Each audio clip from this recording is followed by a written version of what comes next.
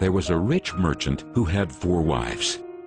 He loved the 4th wife the most, and adorned her with rich robes and treated her to delicacies. He took great care of her and gave her nothing but the best. He also loved the 3rd wife very much. He's very proud of her and always wanted to show off her to his friends. However, the merchant is always in great fear that she might run away with some other man. He too loved his 2nd wife. She is a very considerate person, always patient, and in fact is the merchant's confidant. Whenever the merchant faced some problems, he always turned to his 2nd wife, and she would always help him out and tide him through difficult times. Now the merchant's 1st wife is a very loyal partner and has made great contributions in maintaining his wealth and business as well as taking care of the household. However, the merchant did not love the 1st wife, and although she loved him deeply, he hardly took notice of her. One day, the merchant fell ill. Before long, he knew that he was going to die soon.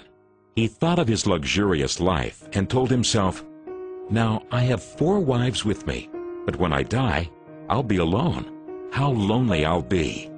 Thus, he asked the 4th wife, "I love you most, endowed you with the finest clothing and showered great care over you. Now that I'm dying, will you follow me and keep me company?" "No way," replied the 4th wife, and she walked away without another word. The answer cut like a sharp knife right into the merchant's heart. The sad merchant then asked the 3rd wife, "I have loved you so much for all of my life. Now that I'm dying, will you follow me and keep me company?"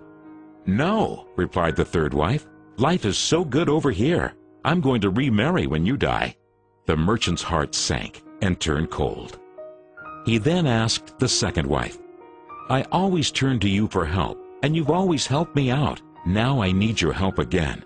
When I die, will you follow me and keep me company?"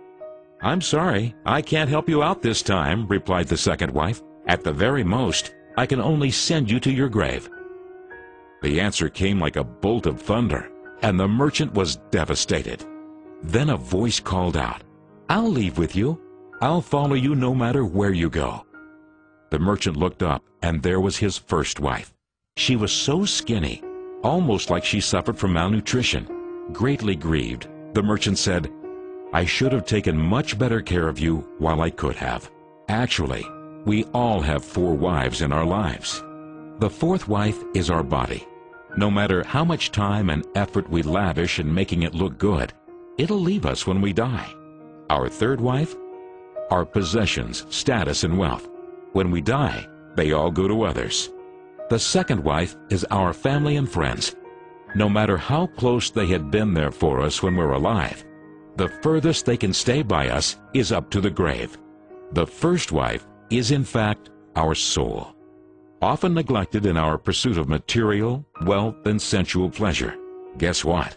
It is actually the only thing that follows us wherever we go. Perhaps it's a good idea to cultivate and strengthen it now, rather than to wait until we're on our deathbed to lament.